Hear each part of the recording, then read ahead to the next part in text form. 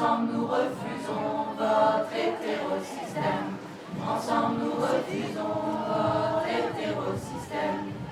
La patriarcat, la transphobie d'État, la famille bourgeoise, la lesbophobie, la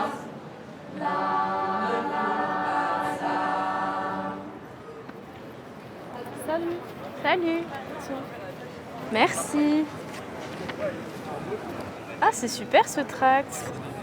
Et c'est quoi au juste comme association? Adelph?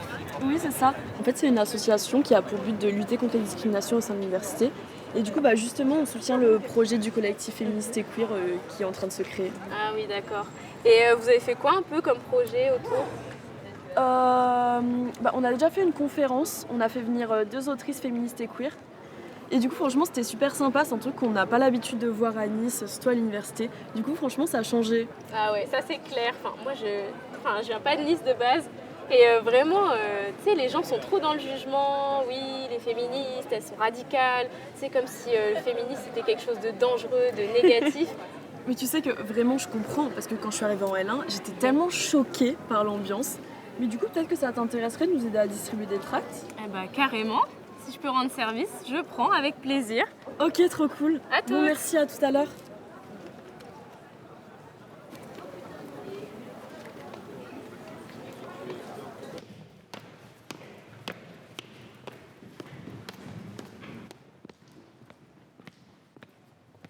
Voilà, je suis en train de me préparer.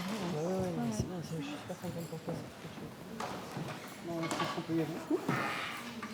Bon, merci d'avoir accepté mon invitation et bienvenue dans ce séminaire de recherche consacré à l'étude des dynamiques sociales.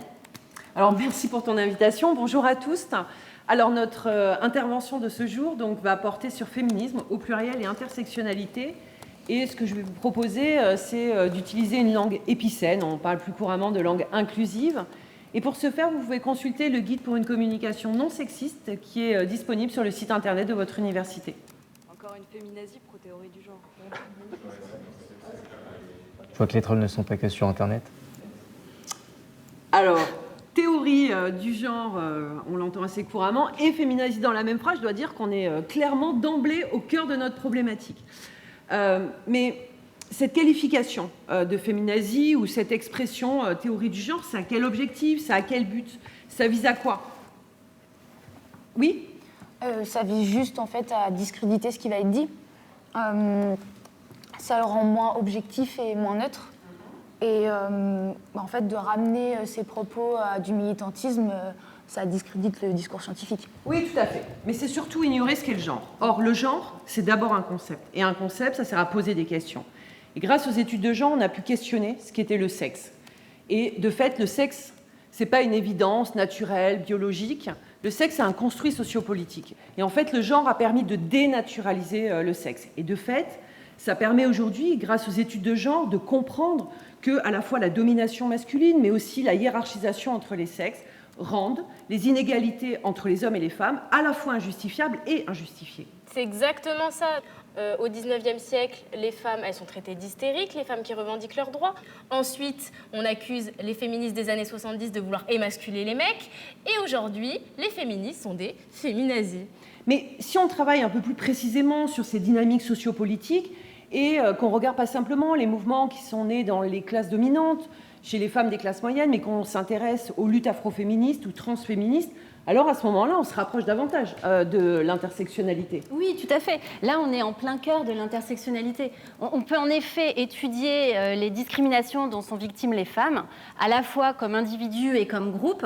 Et en fait, on s'aperçoit que le sexe, la classe, la race ou même la religion, toutes ces notions s'accumulent et renforcent les inégalités. D'ailleurs, à ce sujet, du coup, on a un collectif queer et féministe qui réunit toute la communauté universitaire. J'ai déposé des flyers juste à l'entrée, donc n'hésitez pas à soutenir le projet.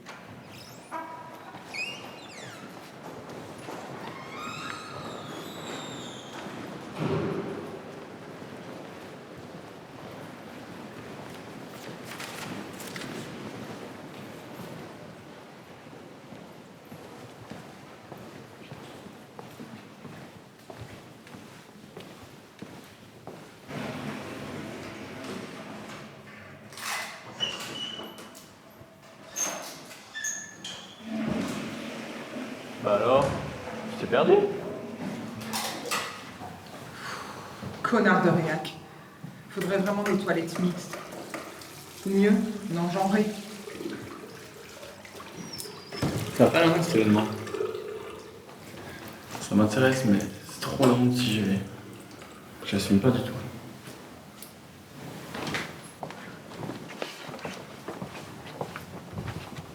Bonjour. Bonjour.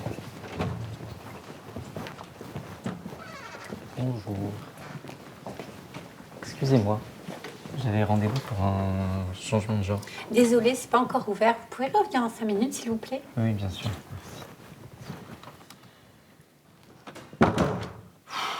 Encore un changement de genre. Franchement, j'en ai marre, je sais jamais comment on fait. Tu sais, je vais lui dire d'aller sur Internet et puis c'est bon. Écoute, c'est super simple. Je t'envoie le document. Comme ça, tu l'imprimes et tu peux l'accueillir. Ok. Bon, cette fois-ci, c'est moi qui le fais. J'imprime le document.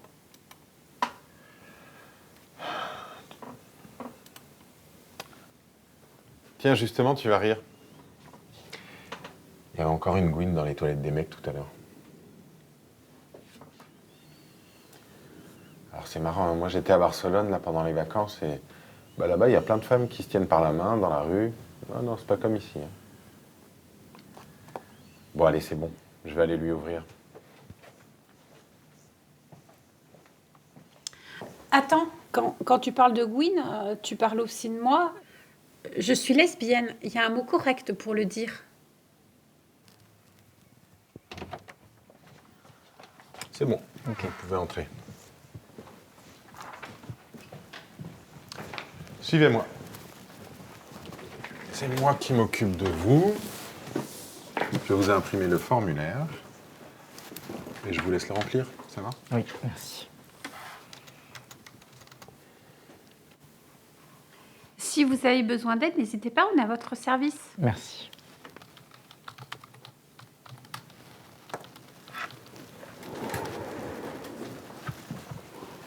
Vous pensez vraiment que ça se passe toujours comme ça? À ma rentrée en L1, par exemple, je n'avais changé ni mon prénom, ni mon genre à l'état civil. Mais je me suis dit qu'il fallait que je dise qui j'étais et comment je m'appelais pour ne pas subir du mégenrage ou entendre mon dead name. En plus, je ne connaissais personne dans ma classe et mon nom était à la fin de l'alphabet. J'ai donc dû longuement attendre sans savoir quand on allait me nommer. Et puis, voilà. Ça y est. Je prends mon courage à deux mains et je me lève devant 40 inconnus et je dis... Mon prénom, c'est Lucas. Et pas celui que vous venez de nommer parce qu'en fait... je suis une personne trans. Est-ce que ça a été un soulagement après? Oui et non. J'avais toujours peur que des imbéciles me mégenrent ou autre.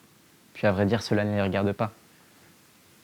Beaucoup me diraient que je suis fou, que je ne pensais pas aux potentielles répercussions ou encore qu'il aurait fallu que je me protège. Vrai, faux, ni l'un ni l'autre. J'avais juste besoin de m'exprimer, de le dire à haute voix et de pouvoir me dire que potentiellement, je serais respecté pour qui je suis, que l'on allait apprendre à me connaître tel que je suis, un garçon, que l'on allait pouvoir rire avec moi tel que je suis, un garçon, que désormais, dans ma vie, on me verrait tel que je suis, un garçon. C'est bon, vous signez. Oui. Et c'est fini. Merci. Merci beaucoup, bonne journée. Merci à vous, bonne journée. Bonne journée, au revoir. Bonne journée, au revoir.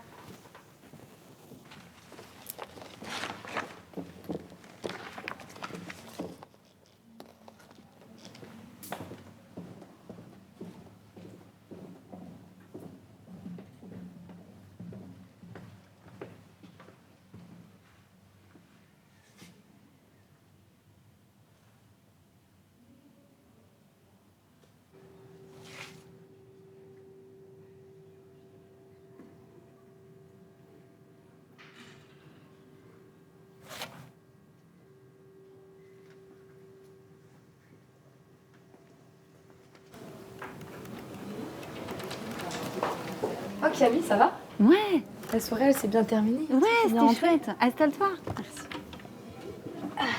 Et qu'est-ce que tu fais avec tous ces bouquins? Bah écoute, là j'ai commencé à lire un petit peu sur des études de... Enfin un petit peu, sur des études de genre et sur des études queer pour un dossier à la base et je trouve ça super intéressant. Mais là, en voyant qu'il y a autant de choses à la BU, je me dis que peut-être je pourrais faire une thèse là-dessus. Ah ouais, carrément. Par contre, dans notre université, à Nice, on n'est pas vraiment à la pointe sur ces sujets. Ah ouais? Mais comment ça? Bah, déjà, il n'y a pas de master spécialisé. Alors, pour trouver une directrice ou un directeur de thèse, ça risque d'être un peu difficile. Puis, les profs sont pas vraiment ouverts sur ces sujets. Tu vois, par exemple, pour ma thèse, rien que la question de l'écriture inclusive, ça a été plutôt compliqué. C'est fou parce que je pensais quand même qu'à l'université, les profs étaient plutôt OK avec ça, quoi. Bah, en fait, j'avais commencé à rédiger ma thèse en écriture inclusive et régulièrement, mon directeur de thèse me disait de changer. Il me disait que ça risquait de nuire à la compréhension du texte. Bon, évidemment, je n'étais pas du tout d'accord avec lui, donc initialement, j'ai résisté. Et puis, à force de l'entendre, bah, j'ai commencé à douter, et puis finalement, j'ai tout modifié. J'avais peur que les membres du jury soient de son avis et qu'ils me donnent un mauvais rapport de thèse. Mais tu sais, j'ai vécu des situations caricaturales. Hein. Ouais, tu m'avais raconté une histoire vis-à-vis de travaux de chercheuses lesbiennes. Ah oui, un jour, j'ai surpris une conversation hallucinante entre mon directeur de thèse et une de ses collègues. Ils ont commencé à dénigrer des travaux de chercheuses uniquement parce qu'elles étaient lesbiennes. Mais c'était même pas des travaux qui portaient sur des questions queer ou féministes. Hein. Non, leurs travaux étaient réduits à leur orientation sexuelle. Moi, dans ces conditions-là, je pense que j'aurais trop peur qu'on découvre que je suis bi et que mes travaux ils soient réduits qu'à ça. Attends, mais je voulais pas te décourager, je voulais juste te prévenir. Non, parce que c'est super important qu'il y ait des travaux sur ce sujet. Non, vraiment, les choses sont en train de changer. Si le sujet t'intéresse, faut foncer.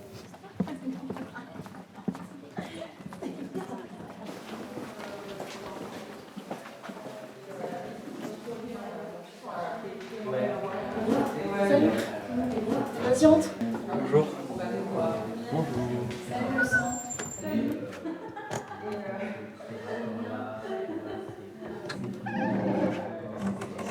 Vous aussi, restez pas derrière la porte.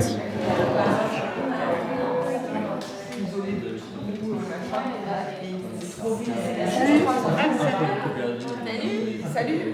Il sortait le matin. Ah putain, je t'avais pas dit.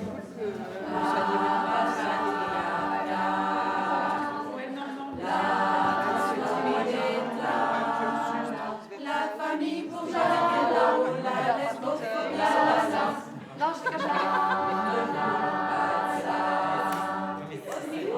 non dirigé au sperme congelé. On veut pouvoir choisir